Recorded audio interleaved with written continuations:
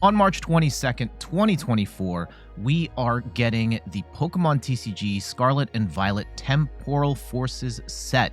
And not only that, we are going to get rotation not long after that, and rotation will happen on Pokemon TCG Live at that point. So it's going to be a massive time in the Pokemon TCG. And today, we are going to take an opportunity to look at all of the cards, well, a number of notable cards that have been revealed thus far. And because I'm looking at these cards kind of late, I'm going to sneak in some deck lists from Japan too. I'm Jeff from inthirdperson.com. Make sure to like the video, subscribe to the channel, and let's look at the upcoming Temporal Forces cards. You may have seen all of these because these are cards from Wild Force and Cyber Judge, and I do want to, that's like 2/3 of the cards we're going to get in Temporal Forces. And on top of that, there is a third Japanese set. I think it's going to be called Crimson Haze. I could be wrong on that. That third set is going to be part of Temporal Forces, but we haven't seen those cards just yet. Now, at the time I'm recording this, we haven't seen them yet. I would suspect we're going to start seeing those cards really soon. So any sort of recommendations on how to put these cards together is going to be subject to change once we get those other cards. So let's start checking all of these out. Raging Bolt EX is one of the hot new archetypes coming out of this set. For 1 colorless energy, Bursting Roar, discard your hand and draw 6 cards. I should also note this is an ancient Paradox Pokemon, so it's going to be compatible with stuff like Sada's Vitality. It's got 240 HP, big basic Pokemon, and for 1 lightning and 1 fighting energy, Extreme Ascent does 70 damage for each energy you discard. So theoretically, you have unlimited damage at your disposal, but you can use stuff like Sada's Vitality to power this up, and we can also use some other cards in the format as well to accelerate extra energy, so Raging Bolt is hitting for big damage throughout the game. Here's an example list from Japan. Now, we're just going to gloss over these just to get an idea of what these decks could be. I've got a lot of videos planned. We're going to be looking at a lot of deck lists from Japan in the coming months. I'll be breaking them down by archetype. So we're going to deep dive on Raging Bolt. What does Gardevoir look like? What does Charizard look like?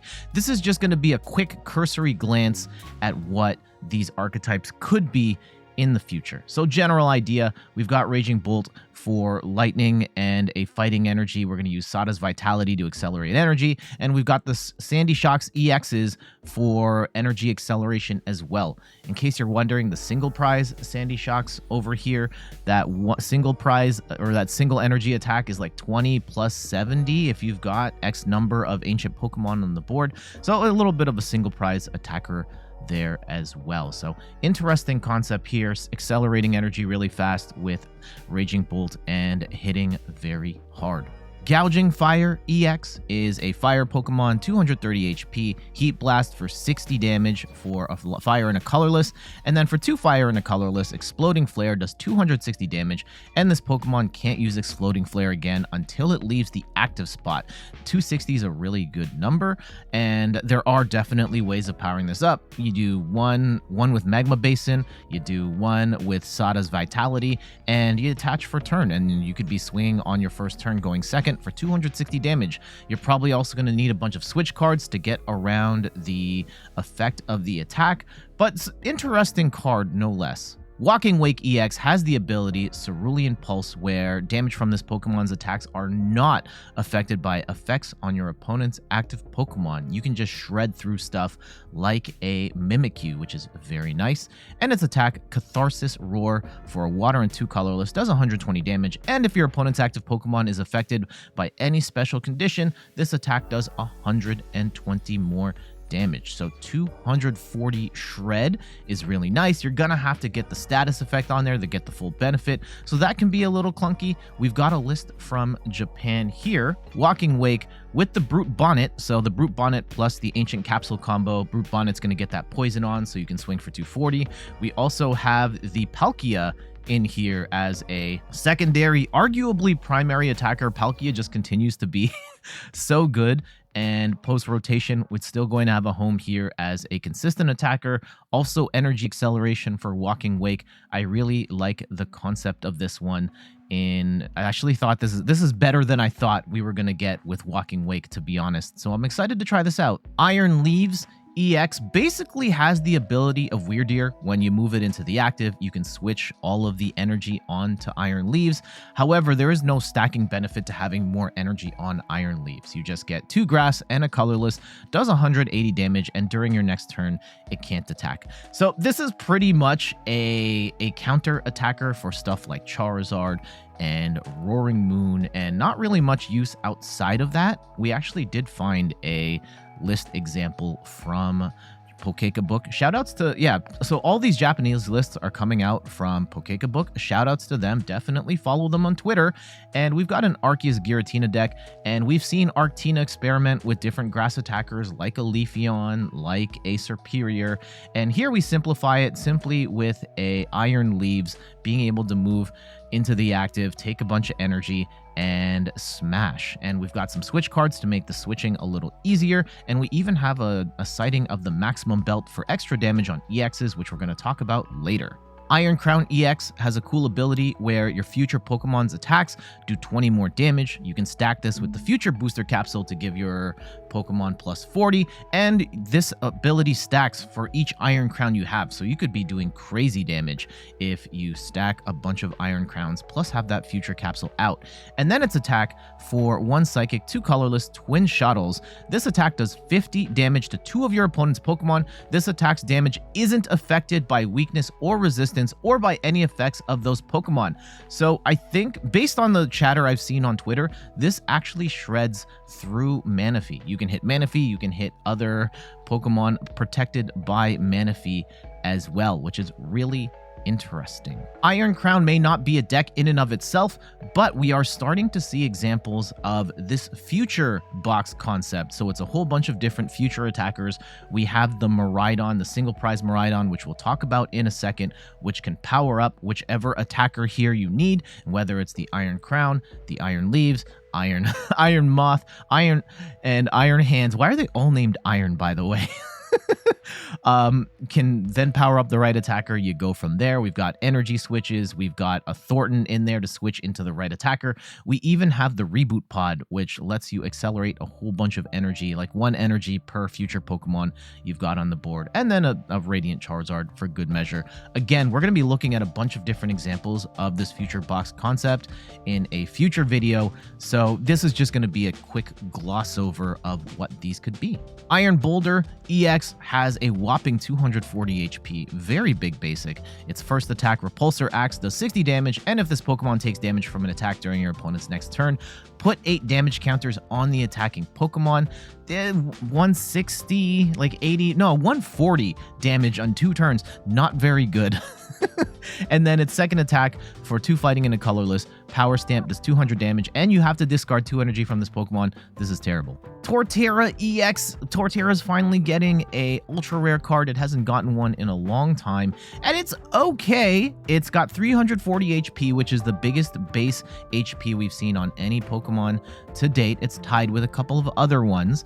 And then it's got the attack Force March, 30 damage. This attack does 30 damage for each grass energy or grass Pokemon you have in play, and that can hit for theoretically up to 180, but then are you not putting Radiant Greninja? Are you not putting Bibarel on the board? Are you not going to use a Lumineon? It's an awkward amount of damage if you don't have all 6 grass Pokemon out on the board. And then Jungle Hammer for 1 grass and 2 colorless does 150 damage, and you heal 50 damage from this Pokemon. I want to believe this could be good, but I think there are just aspects of this that are a little too awkward for it to really see competitive play. And maybe it's enough to just counter Charizards and Roaring Moons, but I think against the field, it's not going to be enough, but I would love to be proven wrong. Certain things that do help it out, though, it does pair with the Grottle from, I think that's Brilliant Stars. Once during your turn, you may search your deck for a grass Pokemon or reveal it. Any grass Pokemon. So this can help you set up, this can help you evolve, and potentially help you get rolling a little quicker. Gengar EX could be annoying. It's got the ability Corroding Curse, where your opponent, when they attach energy from their hand to one of their Pokemon, put 2 damage counters on that Pokemon. And this stacks per Gengar, but like 2 damage isn't really all that much. You have to get a lot of Gengars on the board for this to even really matter, which I don't think is all that realistic. And its attack, Trick Step, does 160 damage, and you may move 1 energy from your opponent's active Pokemon to one of their bench Pokemon. This is the potential. This could be enough where certain decks are going to be really tight with the way they move their energy around, and if you can just attach it to garbage Pokemon that can attack, maybe it's enough to help you win. I'm not sure this is good enough, but I would like to try this out. Incinerar EX has a very cool ability where attacks used by this Pokemon cost 1 colorless less for each of your opponent's benched Pokemon, and its attack for 1 fire and 4 colorless is Blazing Bomb, 240 damage. Your opponent's active Pokemon is now burned. So this is doing, like, with the burn damage, like 260 damage, which is kind of crazy. And yes, your opponent can control the damage if they just bench less, and that could be a problem. However, most decks in the game right now want a full bench, so you're going to be swinging for closer to 240 more often than not. And once Path to the Peak rotates, which it will by the time this comes out, assuming we don't get some sort of Path to the Peak reprint, they can't shut off this ability, and this could be a very cool attacker going forward. Wugtrio EX is a Terra Pokemon. It's a lightning type powered up by water energy, so this helps with stuff like Baxcalibur. This could be a tech in a Baxcalibur deck. It's got the attack Troika Pump for 1 water, or you can discard up to 3 energy and choose one of your opponent's Pokemon and do 60 damage for each energy card you discard. So 180 snipe damage is pretty cool. Now your opponent might have Manaphy on the board, and that will negate this attack, which does suck, so keep that in mind before you use Troika Pump. And then Tingly Bolt for 2 water energy does 120 damage. During your opponent's next turn, the defending Pokemon can't retreat. The second attack is not very good. The first attack could be very cool. However, Manaphy is going to limit how effective this attack is. Farigiraf is kind of interesting, where its ability Armor Tail prevents all damage done to this Pokemon by attacks from your opponent's basic Pokemon EX. So Miraidon decks, Roaring Moon, and there's a lot of big basic decks that we've just covered just now, the Future Box, Raging Bolt, etc. They can't hit Farigiraf. And it's got the attack Sneaky Beam, 160 damage. This attack does 30 damage to one of your opponent's bench Pokemon. This could be a really interesting one of tech in certain decks. Oh yeah, this is also a Terra type, so it is a dark type attacker with a psychic energy. And yeah, this could be kind of interesting in certain decks as like a one of. I don't necessarily think it's its own deck, but I could be proven wrong. Scizor EX, I mean, the card looks really cool, and I like Scizor as a Pokemon. I'm not sure this card is good enough, but let's look at the attacks. Scizor, for 2 colorless, Steel Wing does 70 damage, and during your opponent's next turn, this Pokemon takes 50 less damage from attacks. This could be okay if you're knocking out stuff like single prize Pokemon, Comphase, Charmanders, and so on, and you get to take a hit.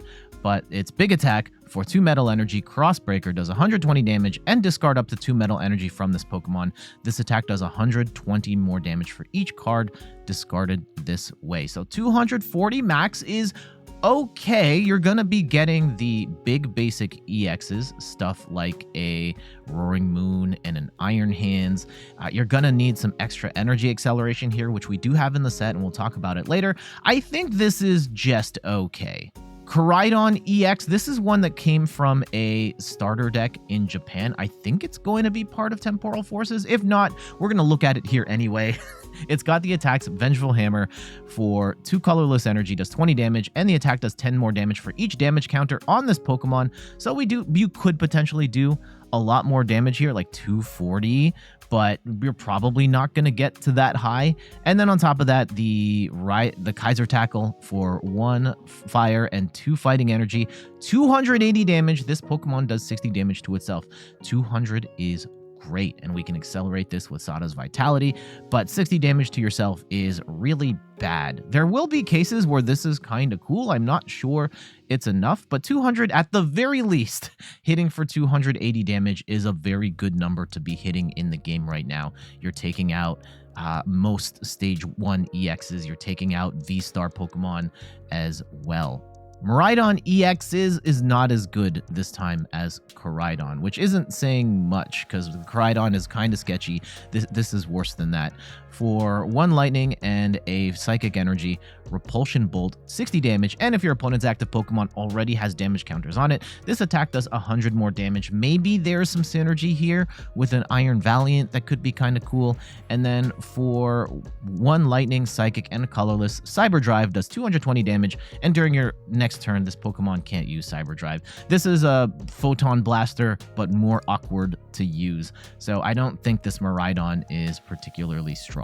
Now let's move on to the SPEC cards, which is a returning mechanic coming as part of Temporal Forces. This set is absolutely insane with all of the new stuff that we are getting that is meta relevant. Prime Catcher is going to be a game-changing card where this item card lets you switch one of your opponent's bench Pokemon to the active spot, and if you do, switch your active Pokemon with one of your bench Pokemon. This is essentially Cross Switcher, but as 1 item instead of 2, and it's Guzma, except it's an item instead of a supporter. Incredibly strong card. If you are looking at your deck archetype and you're not sure which of the A-Specs to put in there, I think every deck has to have an A-Spec going forward. Prime Catcher is going to be the best one for most because gusting up a bench Pokemon into the active is just such an incredibly powerful effect, and every deck is going to benefit from that. Neo Upper Energy is our first look at a SPEC energy card.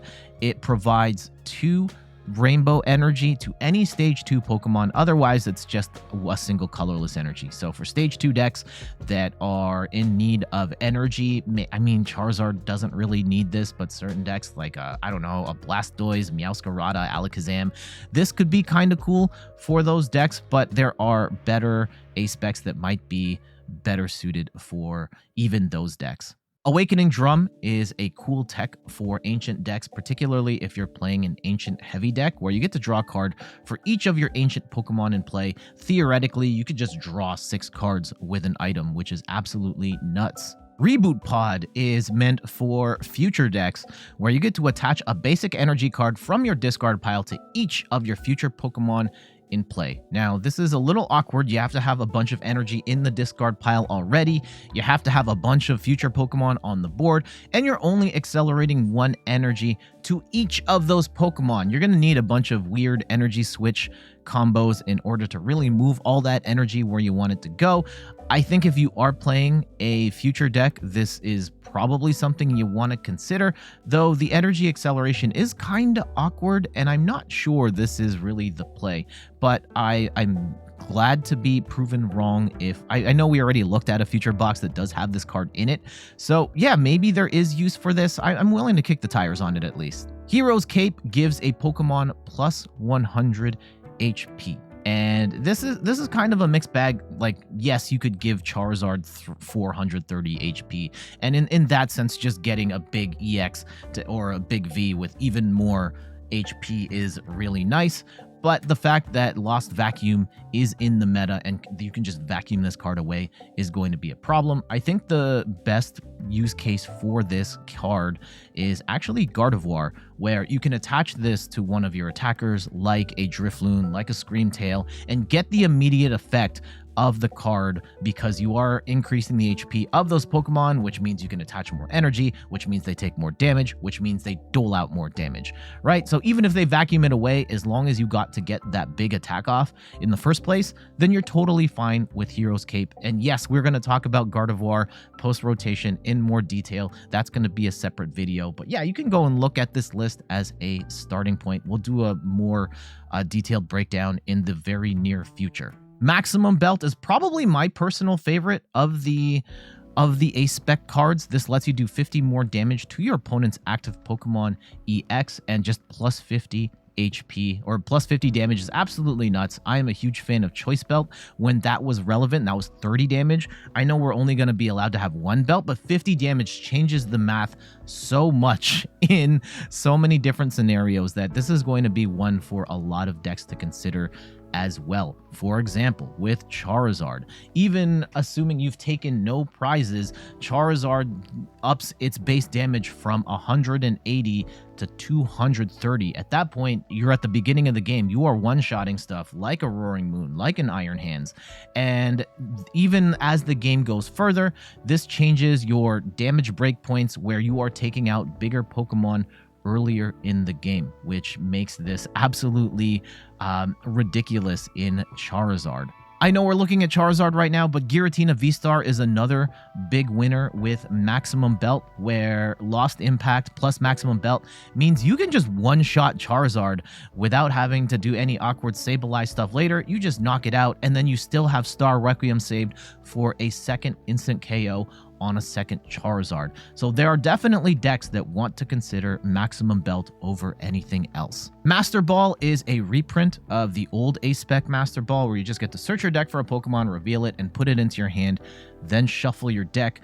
I think Ultra Ball is probably fine in most cases for searching out whatever Pokemon you want, but there might be decks that really want to grab a specific Pokemon at a specific time with no strings attached. Something like Lugia might want to consider this because of how important it is to get the right Pokemon at the right time to finish your setup. So maybe Lugia considers something like a Master Ball, but I think most decks are going to ignore this one. Buddy Poffin is kind of the new Battle VIP Pass. You get to search your deck for up to 2 basic Pokemon with 70 HP or less and put them onto your bench, then shuffle your deck. This is a big win for evolution decks like a Gardevoir, like a Charizard, but big basic decks like a Roaring Moon will not have access to a card like this. I personally think this is a much more reasonable take on the Battle VIP concept, and yeah, I'm totally fine with this one. Here's a great example of Buddy Poffin in action. Lost Box was a deck that loved Battle VIP Pass, and we get to largely set up most of our deck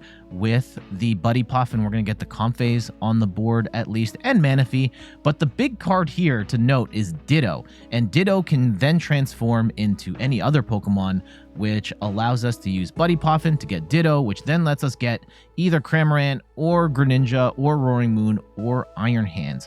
Really nice combo. Yeah, the Ditto only works on turn 1, but very cool combo no less. Emergency Board is a retreat option that we haven't seen in some time. I personally really missed Air Balloon when that rotated out in like 1 or 2 rotations ago, and this is kind of a replacement for that. It reduces the retreat cost of any of your Pokemon by 1, and if that Pokemon has 30 HP or less, it has no retreat.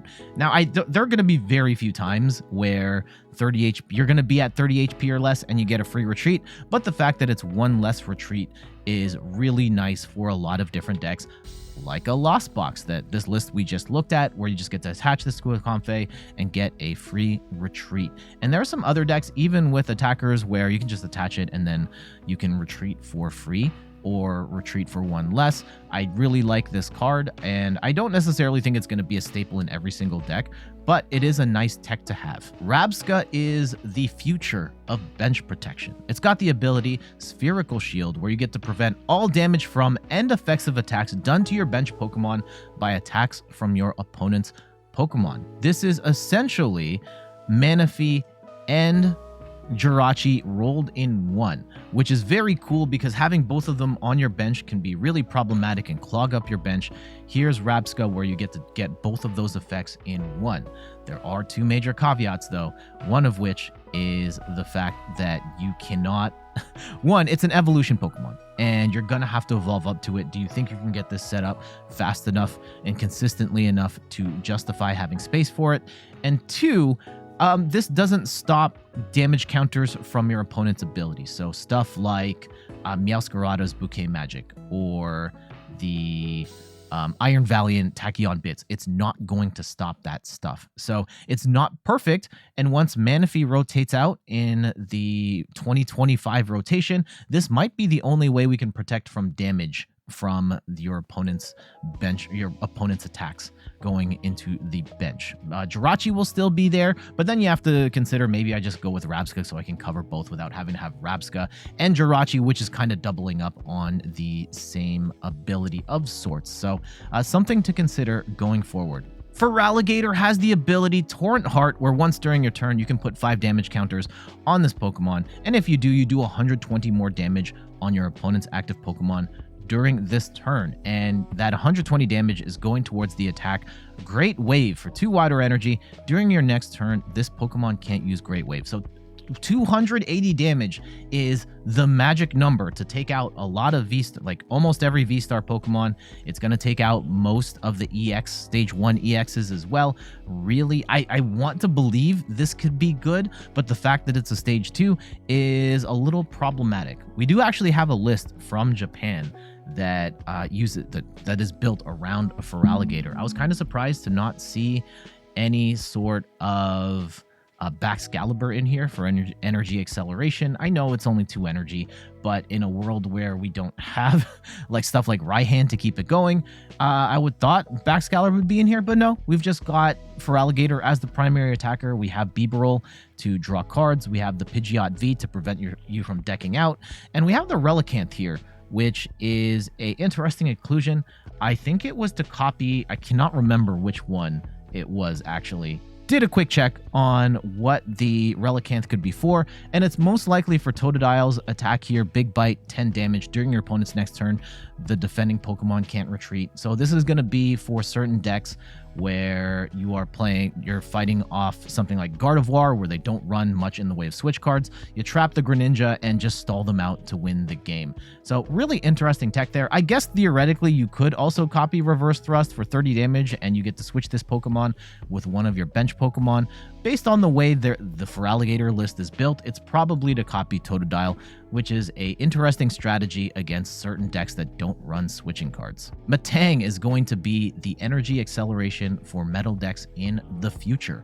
Once during your turn, you get to look at the top 4 cards of your deck and attach any number of basic metal energy you find there and attach them to your Pokemon in any way you like, and then shuffle your deck. Now keep in mind, this is, you don't have to attach it to metal Pokemon, so there might be scenarios where you just want this to accelerate something else, but really metal decks have been hurting for energy acceleration since Metal Saucer rotated out of the format. Yes, this is technically a worse version of Magnezone, but Magnezone is a Stage 2, and Matang is a lot easier to set up.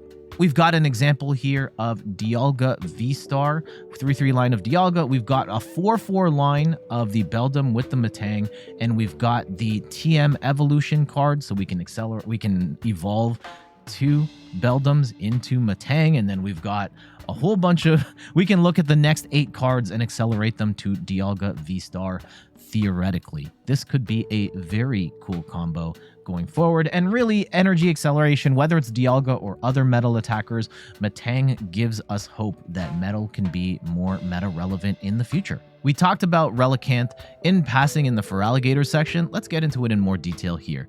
The ability Deepen Memories lets you copy a attack from a previous evolution. So we saw the Feraligator copy Totodile's attack in the example beforehand, and we can use Litten to have Incinerar copy the Reprisal attack and respond with a massive attack in return, and Regigigas V-Star could copy Angry Whack from Regigigas V, and pretty much theoretically one-hit KO anything in the game if it's got a ton of damage counters on it already. The Dunsparce has the ability Dashing Draw. Once during your turn, you may draw 3 cards, and if you do, shuffle this Pokemon and all of the attached cards into your deck.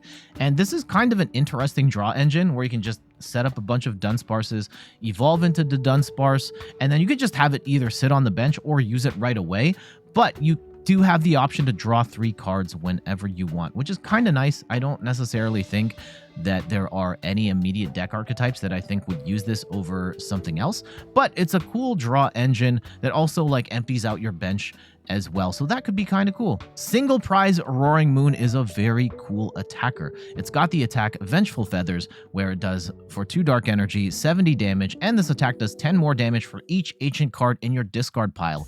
Now with 70 damage, that's a good start. We're going to be one-shotting basic Pokemon like your Charmanders and your Comphase, and this can stack as it goes. There are a ton of ancient cards, so theoretically this could do really good damage going forward, and we actually have a couple of deck list examples for it here. We do have one where Roaring Moon EX is the primary attacker, and we have the Baby Roaring Moon as a single prize alternative. Skew the prize race a little bit, so you force your opponent to take 7 prizes, which is really nice.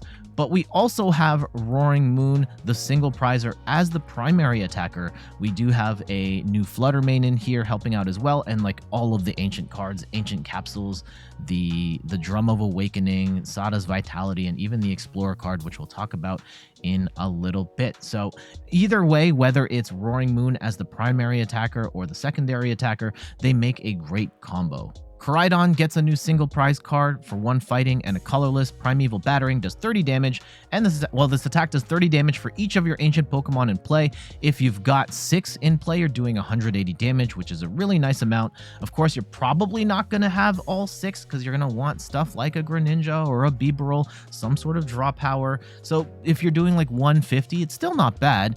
And then its attack Shred, 130 damage. This attack's damage isn't affected. Yeah, it's 130 Shred for a fire, a fighting, and a colorless energy.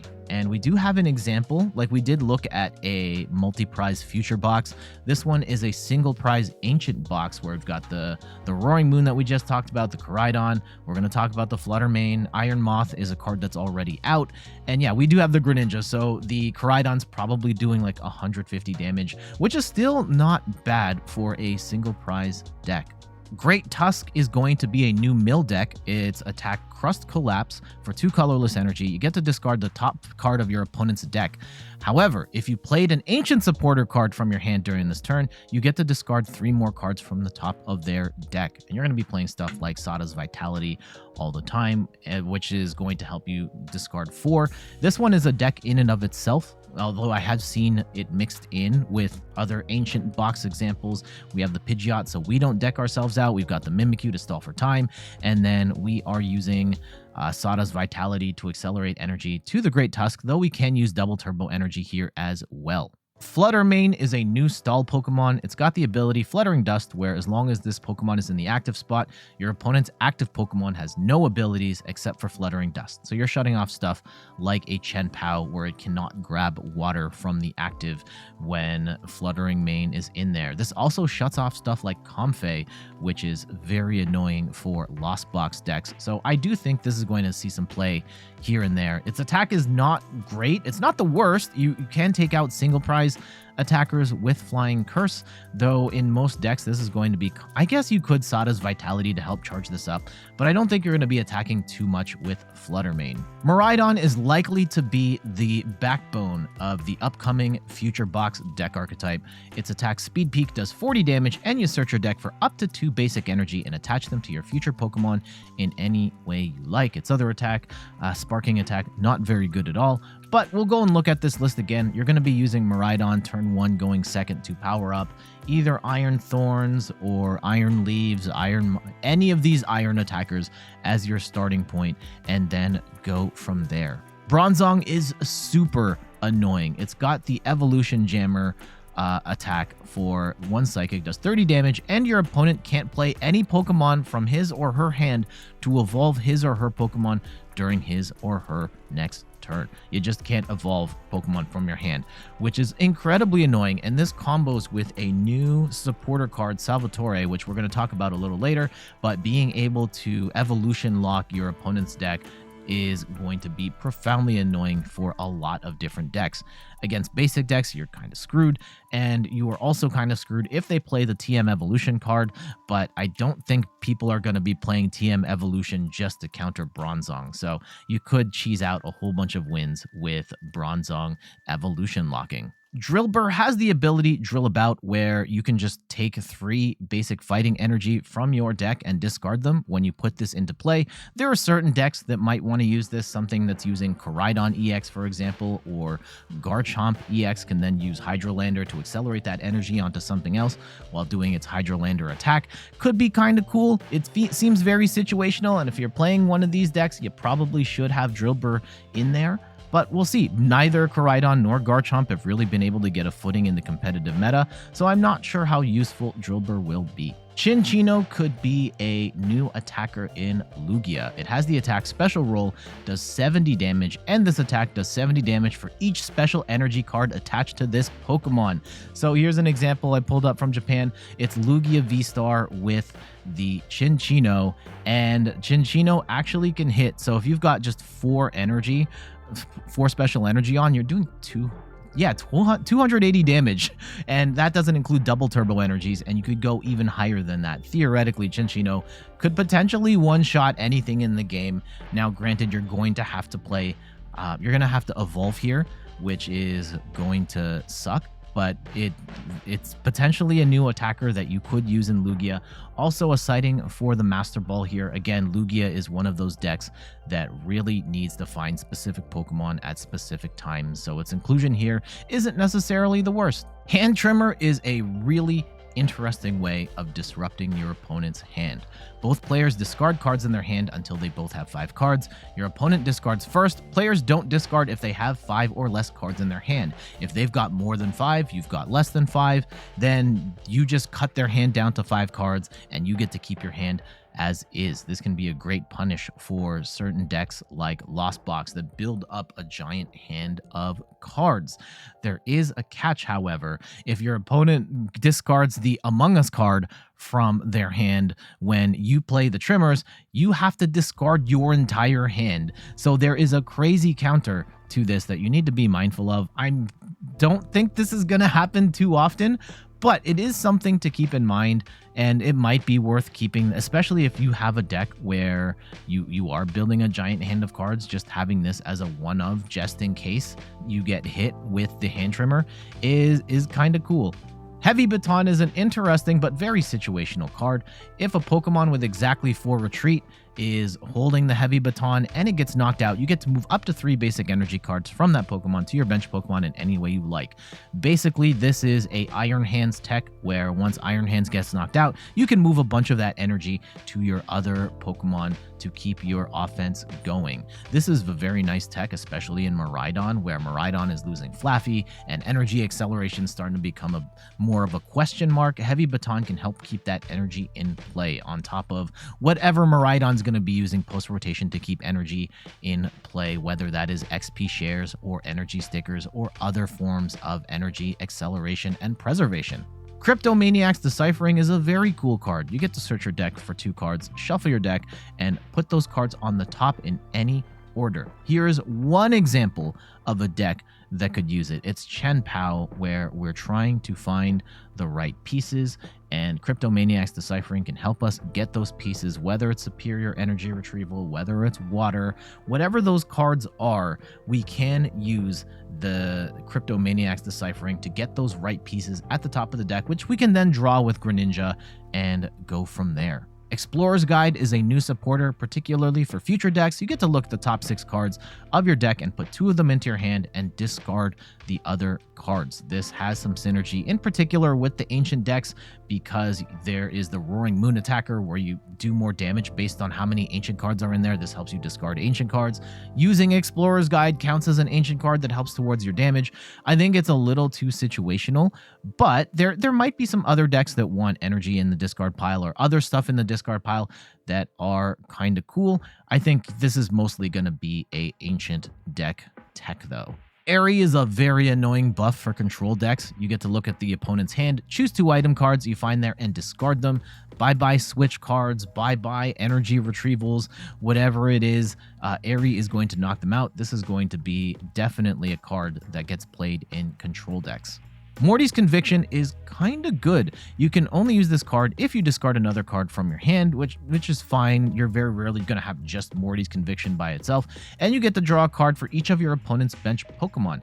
And in certain cases, this is going to be great. You get a little bit discard synergy. You also get to draw cards based on your opponent's bench. It's kind of like Zinnia's Resolve, but you draw one less card, but you also discard one less card. So in that way, it's actually kind of better. Certain decks are going to like Morty's Conviction as a one of. I don't think it's going to be the staple draw supporter in any deck, but as a one of tech in something like a Gardevoir, this could be cool. Full Metal Lab is a stadium that is going to work mostly for metal decks where metal Pokemon, both yours and your opponent's, take 30 less damage from the attacks from your opponent's Pokemon. And this is after applying weakness and resistance. This is going to keep your metal Pokemon alive potentially a little longer. I don't know if there's going to be enough of value from this stadium, but metal decks definitely need to consider this. Dangerous Jungle is going to be a staple in poison decks going forward. During Pokemon checkup, put 2 more damage counters on each poisoned Pokemon, except any dark Pokemon. So if you're fighting against a dark deck, they're unfortunately not going to get poisoned, but there are a lot of use cases where Dangerous Jungle is just going to give you a little more of that damage bump. If you're already playing stuff like a Brute Bonnet and Radiant Sneasler, yeah, this is an excellent addition to those decks. Salvatore is a little bit of a nerfed version of Wally. This lets you search your deck for a Pokemon, accept any Pokemon with abilities that evolve from one of your Pokemon in play, and put it on that Pokemon to evolve it. Then shuffle the deck. This is going to combo really well with that Bronzong, where turn 1 going second, you put down the Bronzer, play Salvatore, get the Bronzong, attach the energy, and then boom, you've got Evolution Lock running. There are some other examples as well, like Giratina V-Star doesn't have Giratina V-Star doesn't have an ability, so you could evolve into Giratina V-Star on turn 1. I mean, you're probably not going to do that, but theoretically stuff like that is possible. I've even seen in Japan that super annoying Venomoth item lock deck, you could get the item lock off on turn 1 with Salvatore, which is incredibly annoying. This is a really powerful card, and I kind of don't look forward to it.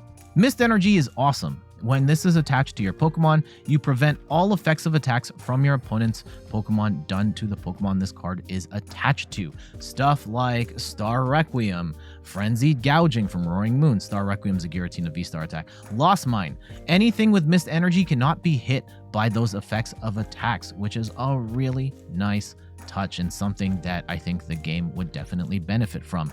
One of the decks that could benefit, Charizard, and it just kind of sucks when a Roaring Moon or Giratina can just wipe away one of your Charizard EXs and you can say, no, I've got the Mist Energy on, can't touch this. And there we go. That is a look at some of the Temporal Forces cards that are coming out. It's going to be most of them. We've got one more set that may have already started to be revealed by the time you watch this. And I know these are all older cards that have been revealed in the last few weeks. I haven't had an opportunity to cover them, so we haven't had a chance to talk about them, but I did incorporate a bunch of deck lists, and I hope that adds value to the conversation so you can see how these cards could play out in an actual deck. And going forward, we're going to be doing a lot of post-rotation stuff, and there's going to be a lot of great lists out of Japan. Maybe I'll theory craft a deck or two, and I'll do those in separate videos. So there'll be a Charizard video, a Gardevoir video, a Miraidon video, a video on the new Future box, Ancient box, Roaring Moon, all that stuff. We will have separate videos for all of those in the future. This was just kind of a preview of what is coming out in post-rotation play. But for now, I gotta get going. Thank you so much for watching. You can find me on all the things: YouTube, TikTok, Twitter, and Instagram at InThirdPerson. You can find me on Twitch at InThirdPerson, where I stream the Pokemon trading card game every Sunday at 10 a.m. Eastern Time. And check out the website inthirdperson.com for more articles and videos on video games, board games, and other nerdy pursuits. So until the next one, I'll see you later. Bye-bye.